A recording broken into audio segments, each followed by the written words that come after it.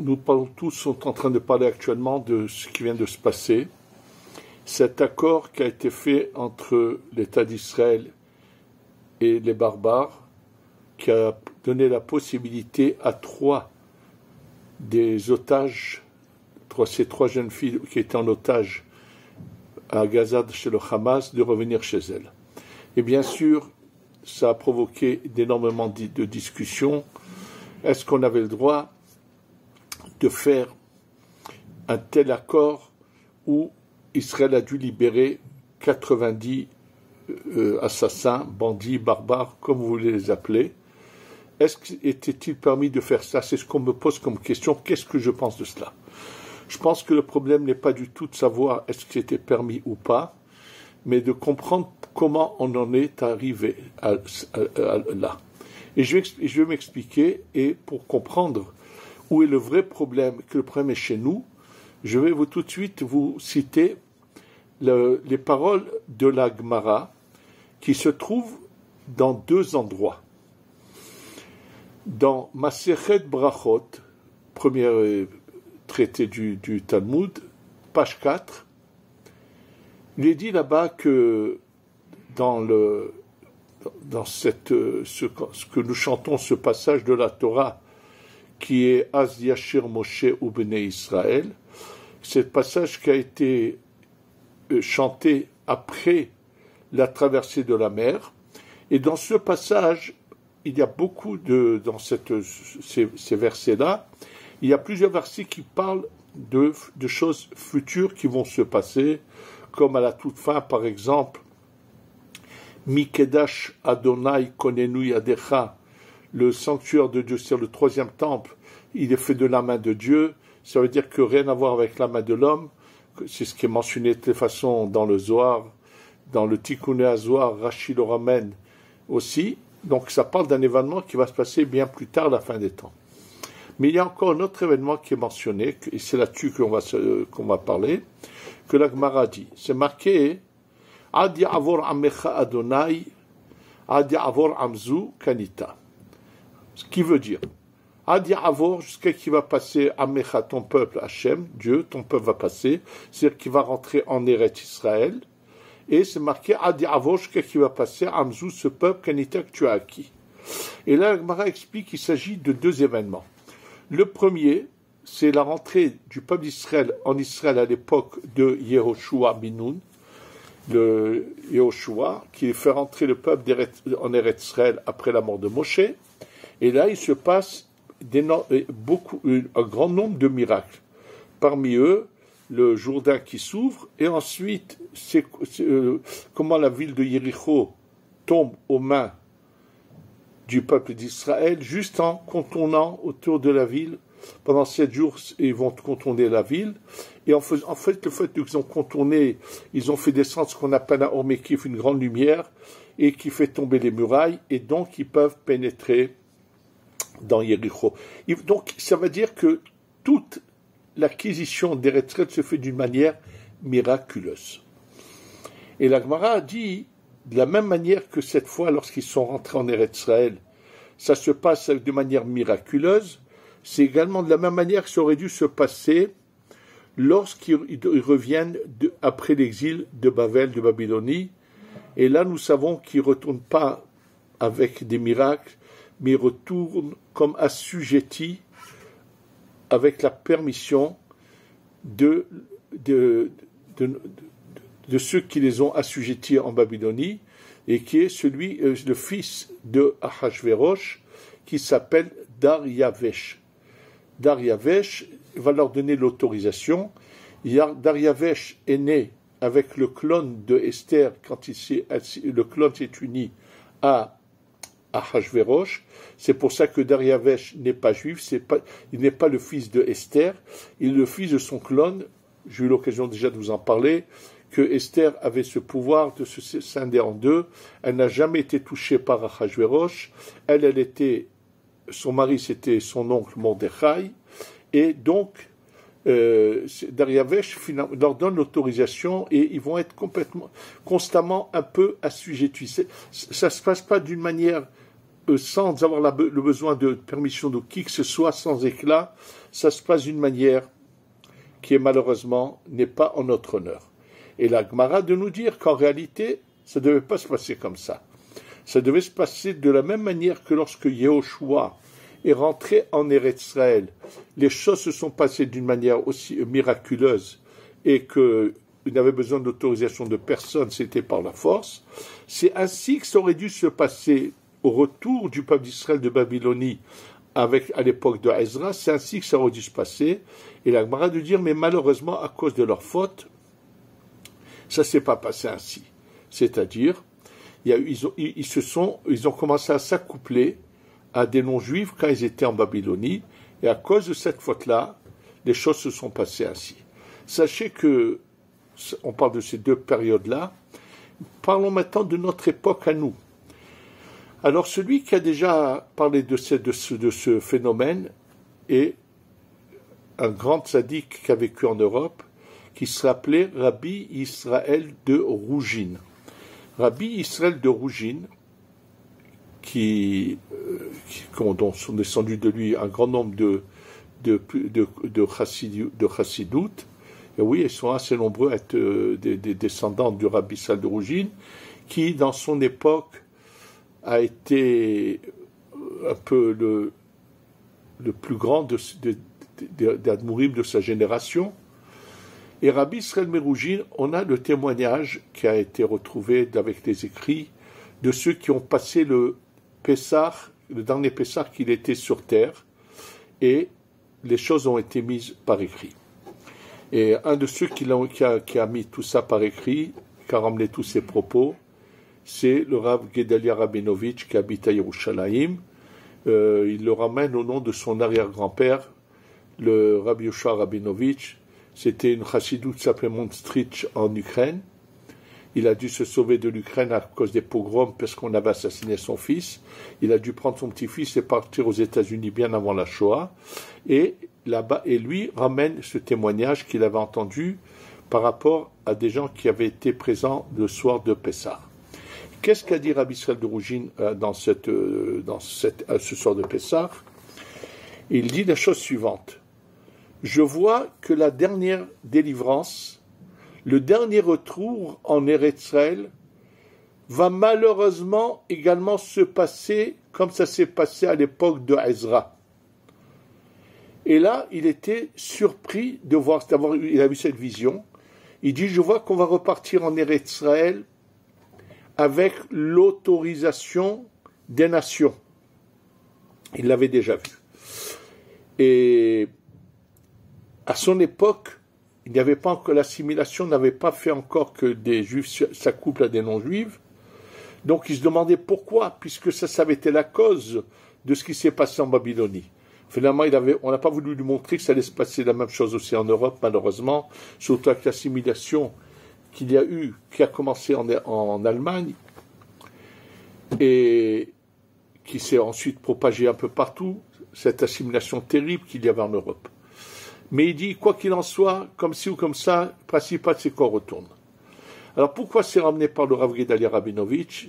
Il m'a un jour expliqué que son arrière-grand-père, avant d'avoir eu l'écho de ces paroles de Rabbi Israël de Rougine que quelqu'un lui avait ramené, il faisait partie malheureusement de ces rabbanim qui avaient une idée mais totalement faussée dans la tête, que c'est pas nous qui devons repartir en Israël, on doit attendre gentiment d'être emmenés par le Mashiach. Et donc qui s'opposait à l'idée même du sionisme qui commençait à se propager bien sûr en Europe, surtout, et en Afrique du Nord aussi après, un peu partout, mais surtout en Europe, il y avait commencé, le mouvement de retour à Sion avait commencé déjà à l'époque des élèves du Baal Shem Tov et des élèves du Gaon de Vilna, puisque les premiers groupes qui se sont formés, qui sont repartis, et à ce moment-là, se sont soulevés des gens qui ont complètement faussé leur route, avec des idées totalement fausses à vouloir s'opposer, entre guillemets, ces anti-sionistes. Ils étaient une minorité, mais il y avait et lui, ce Rav Yoshua Rabinovitch, au départ, avait pensé aller dans ce chemin-là, avec je ne sais pas pourquoi ou comment, c'est pas important. Et lorsqu'il a eu ce témoignage des paroles de Rabbi Israël de Rougine, il a bien sûr fait volte-face, il a complètement changé, il les a écrits, c'est pour ça que son arrière-petit-fils a diffusé cela, il n'est pas le seul, il y en a d'autres qui l'ont déjà diffusé, ceux qui se procurent la Gada de Pessah de Rabbi Israël de Rougine trouveront là-bas ce témoignage qui a été imprimé des paroles qu'il a dit, qui ont été répétées mot à mot de ce qu'il avait dit. Alors, pourquoi j'arrive à tout cela? Ce qu'il faut comprendre, c'est qu'il y a deux possibilités pour que les choses se passent. Il y a deux sortes de délivrance. Il y a la Géoula et il y a le mot pédout, le rachat. On est racheté. Le Zohar dit que le mot pédout, il y a deux formes de délivrance. Il y a une délivrance masculine, une féminine. Et la féminine, malheureusement, elle n'a pas la force d'imposer ses idées. Elle est soumise quelque part aux forces du mal qui ont une emprise sur elle. Quand c'est la délivrance masculine, d'en haut, la lumière descend avec une puissance et une force. On n'a pas besoin de faire de cadeaux à nos ennemis.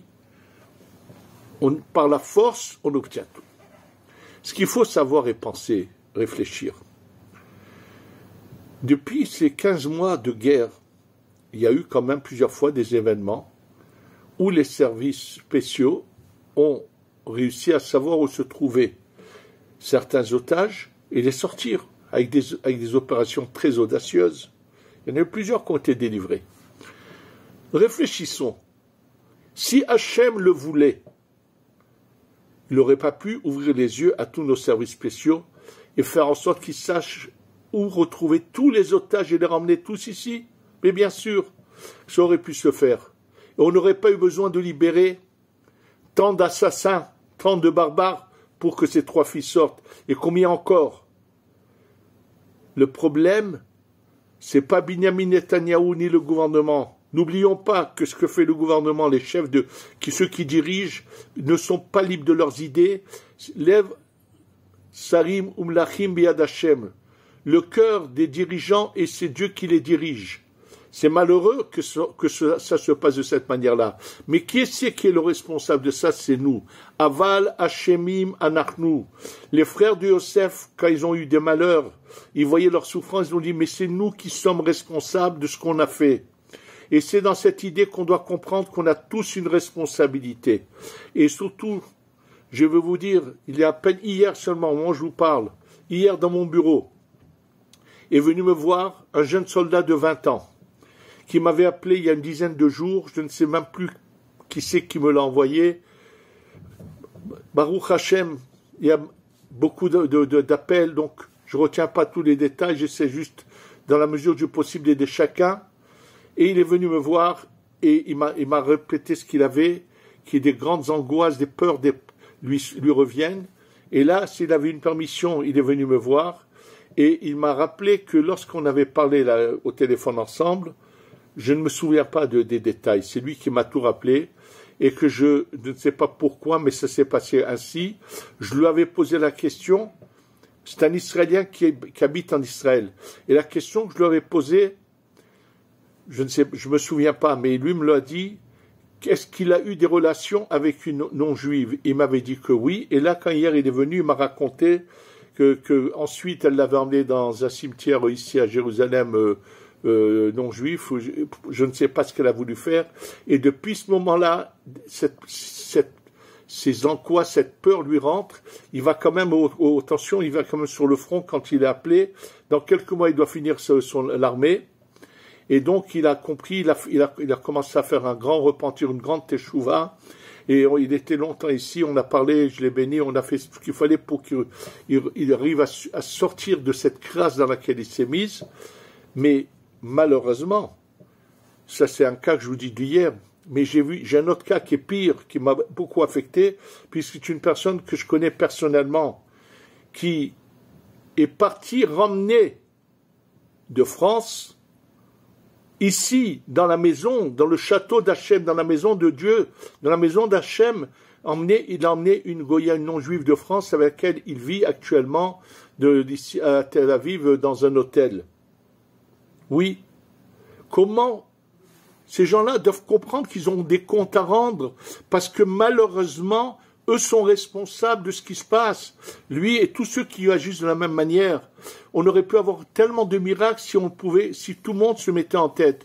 Bien sûr que ceux qui agissent mal, vous allez dire, mais en quoi on est responsable? En quoi on est responsable, je vais vous le dire tout de suite. C'est que malheureusement, beaucoup de gens on trouve des circonstances atténuantes pour accepter cette attitude qui n'est pas celle de la Torah, et surtout, beaucoup de dirigeants de communautés, dirigeants spirituels, n'ont pas le courage de dire à tous ces gens-là qui agissent mal, je connais un cas en France d'un monsieur qui trompait sa femme d'une manière constante, qui ensuite l'a divorcée, s'est débarrassé d'elle, vit aujourd'hui maritalement avec une femme, donc sans qu'elle aille au mikvé, c'est une chose de très grave, et qui va régulièrement dans sa synagogue faire ses offices, et personne n'a le courage de lui, ou bien à des cours, personne n'a le courage de lui dire, mais monsieur, qu'est-ce que vous venez faire dans une synagogue si vous bafouez la parole de Dieu sans aucune gêne et en public? Nous ne devons pas admettre, nous devons montrer à Hachem que nous, ça nous fait mal, qu'il y ait des gens qui agissent mal. Et on doit tout faire pour essayer de convaincre ou de supplier Hachem de ne pas faire cas d'eux, de bannir. Si nous on bannit, on dit Hachem, sache que nous n'acceptons pas, et qu'on a l'occasion de le montrer, de le dire et de le faire. J'ai fait en avoir au maximum par rapport à certains cas que j'ai eu, pour que justement, si on fait ça, alors Hachem ne fera pas cas d'eux et nous amènera les miracles qu'on a besoin pour être délivrés, pour que tous ces otages reviennent sans qu'on ait besoin de nouveau de libérer des barbares, des criminels. C'est un malheur, on devrait pleurer là-dessus qu'on doit libérer des criminels et des barbares. Bien sûr que ça fait mal au cœur de voir tous ces otages qui ont passé l'enfer là-bas à Gaza. Mais on ne peut pas nos prières faire que Hachem fasse les miracles. Sachez que c'est pas par hasard que ces 3 filles sont sorties le premier hier, qui était dimanche. Comment je vous parle de mon cours, c'est que le premier jour où les 10 plaies commencent à agir, c'est le début de la délivrance, de la sortie d'Égypte commence, et c'est une opportunité pour nous de faire en sorte que ces plaies, comme je vous l'ai dit dans mon cours précédent, on va les faire descendre sur nos ennemis, et on va faire en sorte que cette délivrance qui commence à être lue dans cette paracha de Vaïra va s'appliquer totalement cette année, que ce Pessah, on sera au Beth Amikdash, en ayant vu comment la main de Dieu va exterminer nos ennemis et va leur faire les pires des châtiments, et que nous pourrons tous réunis ici à Yerushalayim servir Hachem dans la joie et passer à l'étape suivante. Fasse que ces miracles qu'on attend se réalisent au plus tôt, et que tous ceux qui nous font du mal soient anéantis, et que nos otages reviennent sans qu'on ait besoin de libérer qui que ce soit, et qu'aussi il y a eu un tel malheur, c'est nous qui devons, chacun de nous, faire un effort pour améliorer son service vis-à-vis d'Hachem, essayer de le diffuser, que nous n'acceptons pas l'immoralité, et Hachem écoutera nos voix, et on sera bientôt délivrés, les otages ainsi, aussi, sans faire de cadeaux à nos ennemis. Amen ve Amen.